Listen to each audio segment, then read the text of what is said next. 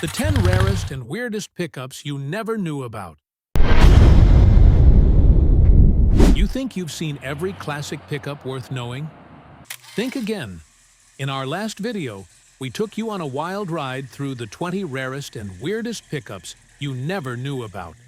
And the response was incredible. But today, we're going even deeper.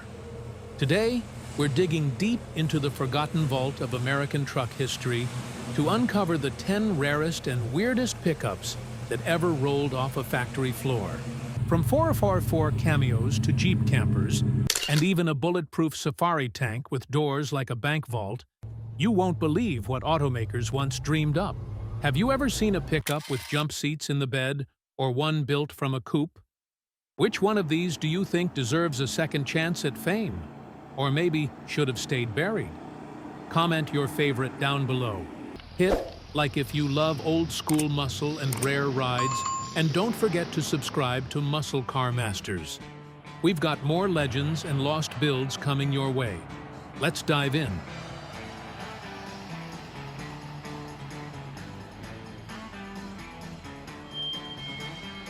(1958) Chevrolet Apache Cameo Carrier 4x4 NAPCO.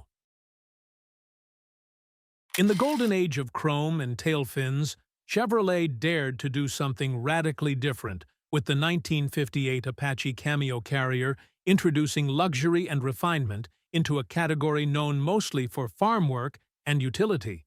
But what really made this version stand apart was the ultra-rare NAPCO Power Pack 4x4 conversion, turning a gentleman's hauler into a go-anywhere brute. Most folks today remember the Cameo for its futuristic fiberglass bedside panels and two-tone paint jobs that mimicked Chevy's passenger cars. But the NAPCO equipped 4x4 versions? Now that's another level entirely. Beneath the hood sat a 283 cubic inch V8, producing anywhere between 185 to 230 horsepower, depending on the carb and setup. That was solid grunt for 1958, especially when paired with a heavy-duty four-wheel drive system straight from Northwestern Auto Parts Company, better known as NAPCO. These 4x4 units were rugged, bolt-on conversions that turned Chevrolet's otherwise stylish pickup into a genuine off-road contender. But here's the kicker: fewer than 300 NAPCO 4x4 Cameos were ever produced, making this one of the rarest factory-backed luxury pickups of the era. Back then, a NAPCO-equipped Cameo cost nearly double the price of a standard C10, which explains why so few were sold. Today, they're nearly impossible to find, and even seasoned collectors treat them like the holy grail of 1950s truck culture. If you spot one at a car show, take a picture, because you may never see another in your lifetime. But this is just the tip of the iceberg. What I'm about to show you next will shock even the most seasoned truck fan. Don't blink, or you might miss something unbelievable.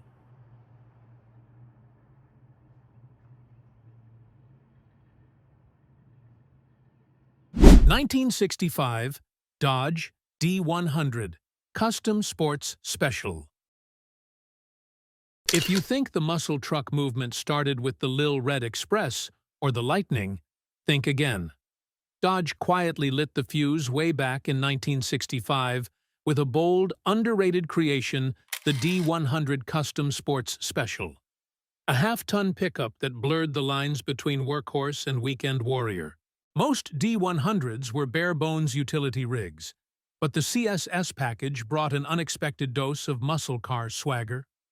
Buyers got bucket seats, a floor-mounted Hurst shifter, full instrumentation, chrome bumpers, and deluxe moldings.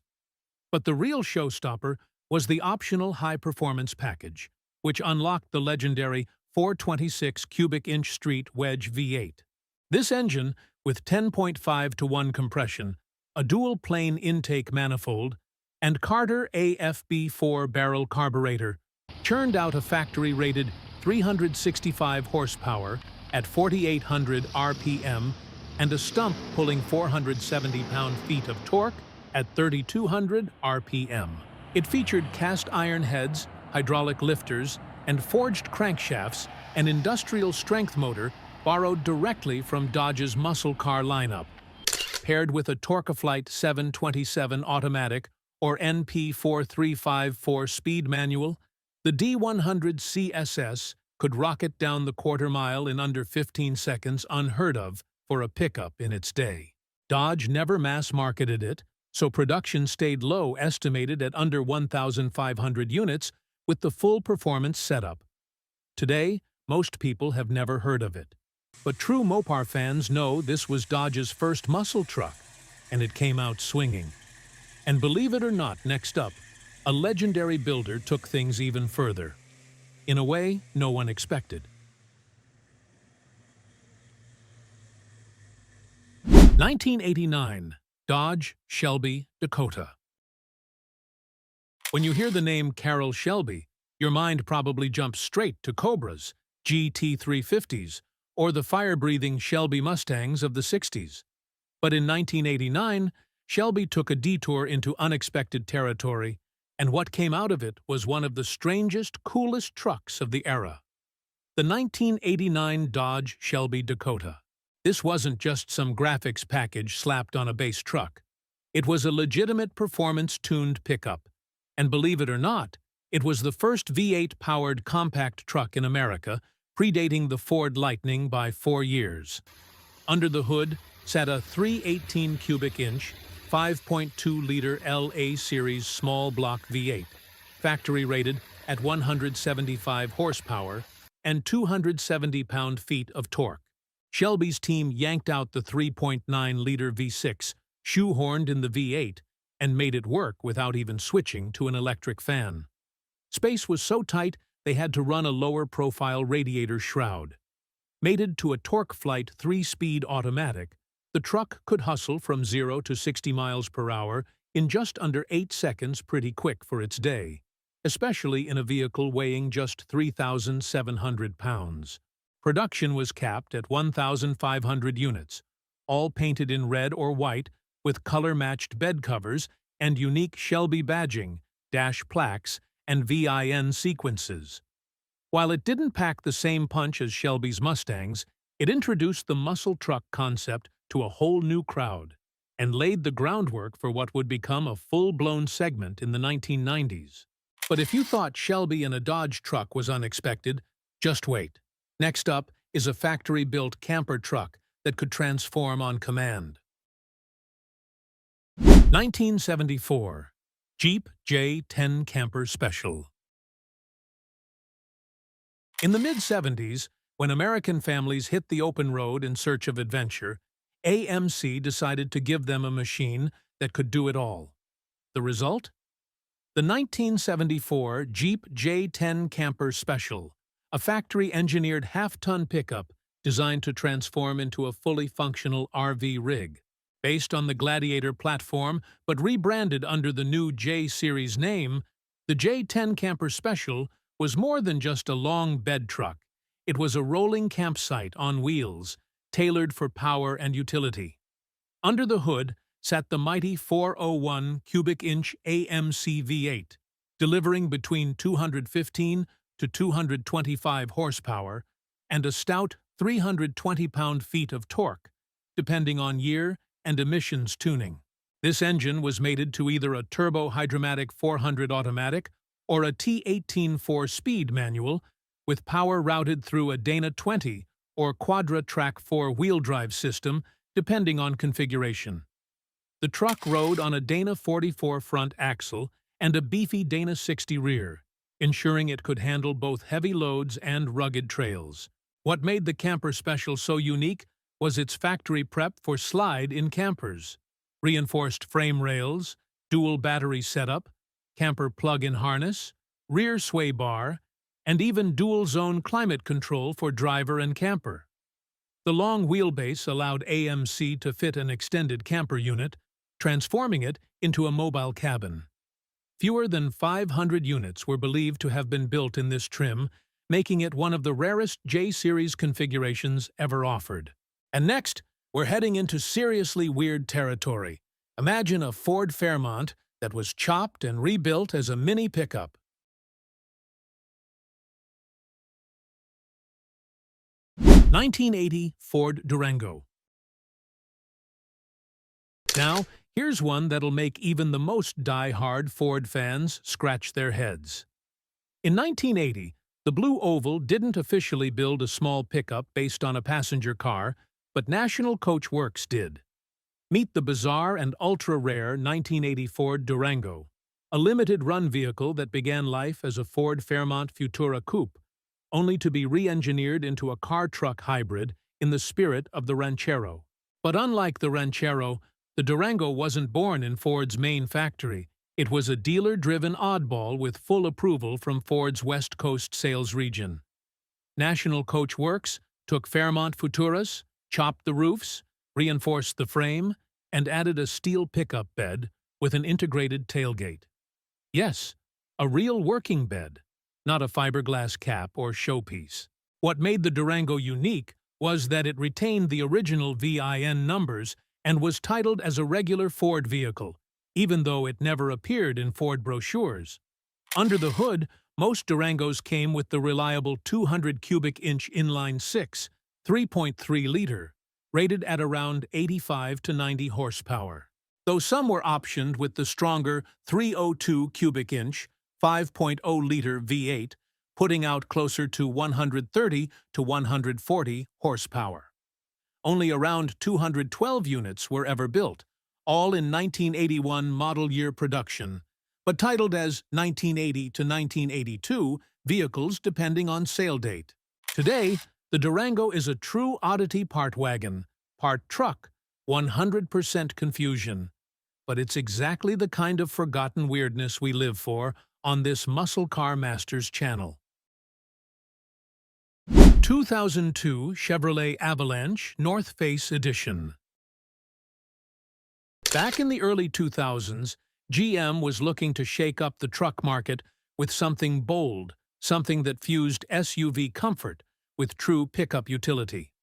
The result was the Chevrolet Avalanche, and in its debut year of 2002, Chevy took things a step further with a high-concept special edition, the Avalanche North Face Edition. Designed in collaboration with the iconic outdoor gear company, this was a truck built for adventure and styled to look the part. Under the hood sat a 5.3-liter Vortec V8, cranking out 285 horsepower and 325 pound-feet of torque, paired with a 4-speed automatic transmission and available in both rear-wheel and 4-wheel drive configurations. But what really set the North Face Edition apart wasn't just what it could tow, it was what it could endure. The truck came factory-equipped with water-resistant seat fabric, all-weather floor liners, built-in North Face duffel bags, a roof-mounted cargo rack, and a specially designed North Face decal package.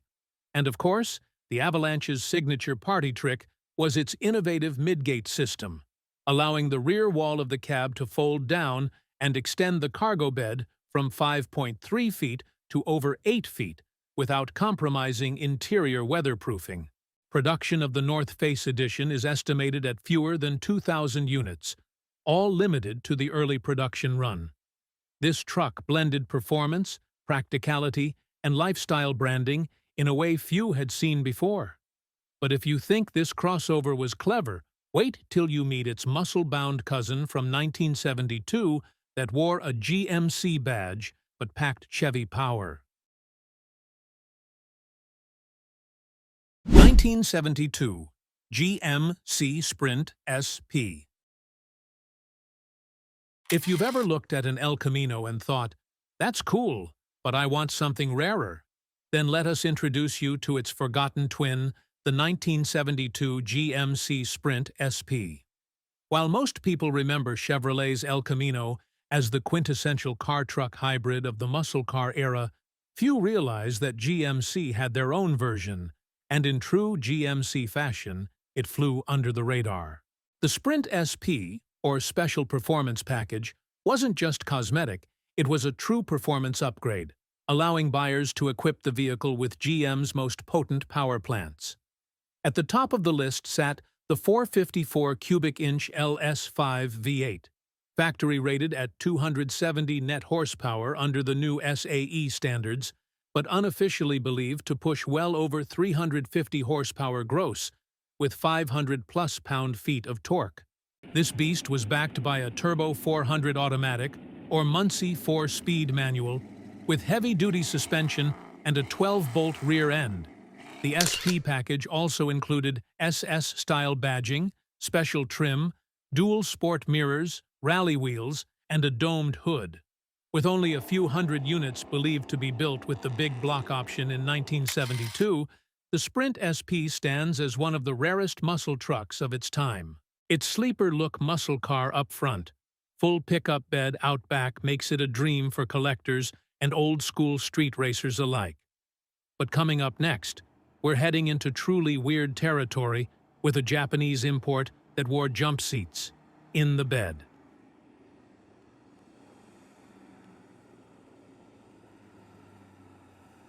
(1977) Subaru BRAT with jump seats. Now, here's a story that could only happen in the world of cars and politics. In the late 70s, Subaru wanted to break into the lucrative American truck market, but there was one big problem: the chicken tax, a 25% tariff imposed by the U.S. on imported light-duty trucks. Rather than pay the tax, Subaru came up with a workaround that was as clever as it was bizarre. They added 2 plastic jump seats in the bed, complete with grab handles, and legally reclassified their truck as a passenger vehicle. And just like that, the Subaru BRAT, short for Bi-Drive Recreational All-Terrain Transporter, was born. First launched in 1977 with a 1.6-liter flat 4-engine making around 67 horsepower, the BRAT wasn't fast, but it was light, agile, and, believe it or not, fun to drive. With 4-wheel drive, low gearing, and excellent fuel economy, it became a cult classic among off-roaders, campers, and quirky car lovers alike. While Subaru sold around 92,000 BRATs between 1978 and 1987, the early models with factory-installed rear-facing jump seats are by far the rarest and strangest. These seats had no padding, no belts, and were bolted directly to the bed, yet they somehow passed DOT inspection. It's the kind of oddball engineering that makes you stop and laugh, and that's what makes the BRAT so unforgettable. But up next, we're going from mini truck to muscle machine with a 4x4 bruiser built on the back of one of America's most rugged off-roaders. 1971 International Scout half-cab pickup. Before Ford had the Bronco and before Chevy rolled out the Blazer, International Harvester was already ahead of the curve with the Scout, a true all-terrain pioneer. But in 1971, IH took a sharp turn from SUV to pickup with a rarely seen variant, the Scout 800B half-cab pickup. This 2-door, short-wheelbase version combined the best elements of a rugged 4x4 with the utility of a compact truck, and today it's one of the most overlooked and underappreciated classics in the off-road world. Under the hood, the half-cab could be equipped with a bulletproof 304 cubic inch, 5.0-liter V8, rated at roughly 193 horsepower and around 285 pound-feet of torque. Other engine options included a 232 cubic inch inline-6 and a 196 cubic inch 4-cylinder. But the 304 V8 was the real prize. Power was sent through either a Borg-Warner 3-speed manual, a T18 4-speed, or optional automatic, with Dana 27 front and Dana 44 rear axles, and full-time or selectable 4-wheel drive. What made the half-cab unique was its compact profile, just 147 inches long, shorter than many modern sedans.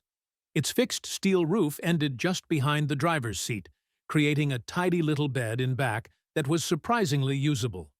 Designed to blend the nimbleness of a Jeep CJ with the practicality of a pickup, it found limited success, mostly because buyers preferred the full-length SUV. Today, surviving half-cabs are rare and often misidentified. 1973, Mohs SafariKar pickup. When it comes to rare and weird, most trucks on this list are just scratching the surface.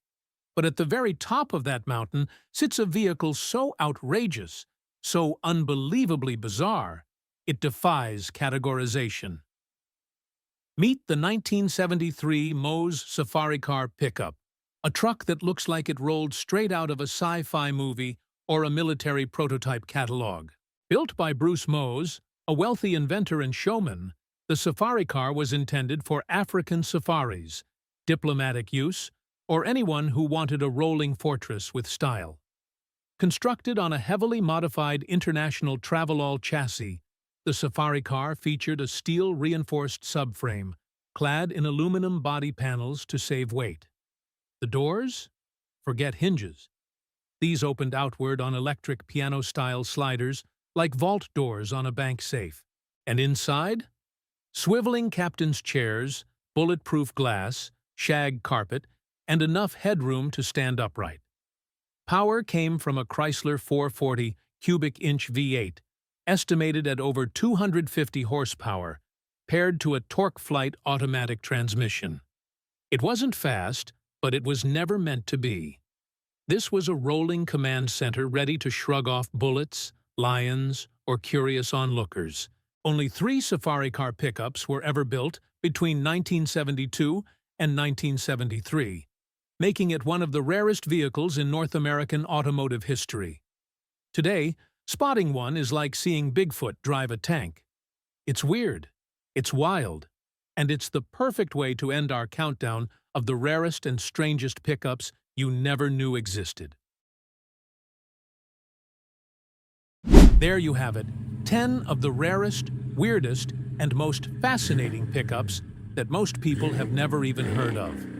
Which one blew your mind the most? Was it the Mohs SafariKar with its vault-style doors? Or maybe the Shelby Dakota that kicked off the muscle truck era?